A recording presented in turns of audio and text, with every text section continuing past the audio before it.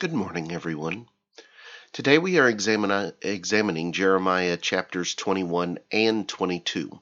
We're going to do this in part because chapter 21 is so short, but also because chapters 21 and 22 really do go together in the message that they are presenting. And so this morning we will be examining two chapters instead of one. So let's look at what it is that God says to Jeremiah, beginning in Jeremiah chapter 21 and verse 1, where there we read, "The word which came to Jeremiah from the Lord, when King Zedekiah sent to him Pashur the son of Melchiah, and Zephaniah the son of Maaseiah the priest, saying, Please inquire of the Lord for us, for Nebuchadnezzar king of Babylon makes war against us. Perhaps the Lord will deal with us according to all his wonderful works, that the king may go away from us." Then Jeremiah said to them, "Thus you shall say to Zedekiah, Thus says the Lord God of Israel, Behold, I will turn back the weapons of war that are in your hands, with which you fight against the king of Babylon and the Chaldeans who besiege you outside at the walls, and I will assemble them in the midst of this city. I myself will fight against you with an outstretched hand and with a strong arm, even in anger and fury and great wrath. I will strike the inhabitants of this city, both man and beast. They shall die of a great pestilence. And afterward, says the Lord, I will deliver Zedekiah the king of Judah, his servants and the people, and such as are left in this city, from the pestilence and the sword and the famine, into the hand of King Nebuchadnezzar of Babylon, into the hand of their enemies, and into the hand of those who seek their life. And he shall strike them with the edge of the sword. He shall not spare them, or have pity or mercy. Now you shall say to this people, Thus says the Lord, Behold, I set before you the way of life and the way of death. He who remains in this city shall die by the sword, by famine and by pestilence. But he who goes out and defects to the Chaldeans who besiege you, he shall live, and his life shall be as a prize to him. For I have set my face against this city, for adversity and not for good, says the Lord. It shall be given into the hand of the king of Babylon, and he shall burn it with fire. And concerning the house of the king of Judah, say, Hear the word of the Lord, O house of David.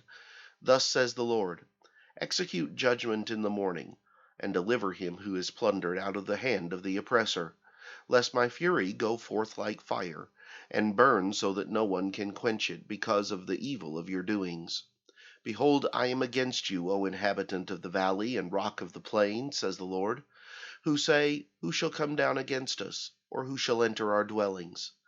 But I will punish you according to the fruit of your doings, says the Lord. I will kindle a fire in its forest, and it shall devour all things around it. Thus says the Lord, Go down to the house of the king of Judah, and there speak this word, and say, Hear the word of the Lord, O king of Judah, you who sit on the throne of David, you and your servants and your people who enter these gates. Thus says the Lord, Execute judgment and righteousness, and deliver the plundered out of the hand of the oppressor. Do no wrong, and do no violence to the stranger, the fatherless, or the widow, nor shed innocent blood in this place. For if you indeed do this thing, then shall enter the gates of this house, riding on horses and in chariots, accompanied by servants and people, kings who sit on the throne of David. But if you will not hear these words, I swear by myself, says the Lord, that this house shall become a desolation. For thus says the Lord to the house of the king of Judah, You are Gilead to me, the head of Lebanon. Yet I will surely make you a wilderness, cities which are not inhabited. I will prepare destroyers against you, every one with his weapons. They shall cut down your choice cedars and cast them into the fire. And many nations will pass by this city. And everyone will say to his neighbor, Why has the Lord done so to this great city? Then they will answer, Because they have forsaken the covenant of the Lord their God, and worshipped other gods, and served them. Weep not for the dead, nor bemoan him. Weep bitterly for him who goes away, for he shall return no more, nor see his native country. For thus says the Lord concerning Shallum the son of Josiah, king of Judah, who reigned instead of Josiah his father, who went from this place. He shall not return here any more, but he shall die in the place where they have led him captive, and shall see this land no more. Woe to him who builds his house by unrighteousness, and his chambers by injustice, who uses his neighbor's service without wages, and gives him nothing for his work, who says, I will build myself a wide house with spacious chambers, and cut out windows for it, paneling it with cedar, and painting it with vermilion. Shall you reign because you enclose yourself in cedar? Did not your father eat and drink and do justice and righteousness? Then it was well with him. He judged the cause of the poor and needy. Then it was well. Was not this knowing me? Says the Lord. Yet your eyes and your heart are for nothing but your covetousness, for shedding innocent blood and practicing oppression and violence. Therefore thus says the Lord concerning Jehoiakim the son of Josiah, king of Judah. They shall not lament for him, saying, Alas, my brother, or Alas, my sister. They shall not lament for him, saying, Alas, master, or Alas, his glory. He shall be buried with the burial of a donkey, dragged and cast out beyond the gates of Jerusalem. Go up to Lebanon and cry out, and lift your voice to Bashan. Cry from Abarim, for all your lovers are destroyed. I spoke to you in your prosperity, but you said, I will not hear. This has been your manner from your youth, that you did not obey my voice. The wind shall eat up all your rulers, and your lovers shall go into captivity.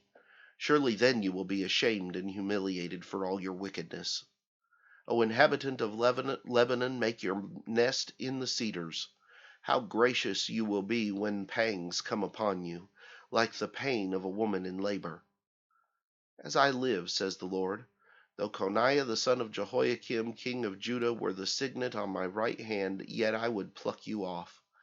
And I will give you into the hand of those who seek your life, and into the hand of those whose face you fear, the hand of Nebuchadnezzar king of Babylon, and the hand of the Chaldeans. So I will cast you out, and your mother who bore you, into another country where you were not born, and there you shall die. But to the land to which they desire to return, there they shall not return. Is this man Coniah a despised, broken idol, a vessel in which is no pleasure? Why are they cast out, he and his descendants, and cast into a land which they do not know? O earth, earth, earth, hear the word of the Lord. Thus says the Lord, write this man down as childless, a man who shall not prosper in his days, for none of his descendants shall prosper, sitting on the throne of David and ruling any more in Judah. Here in chapters 21 and 22, you have specific messages that God is going to send to the family of King Josiah.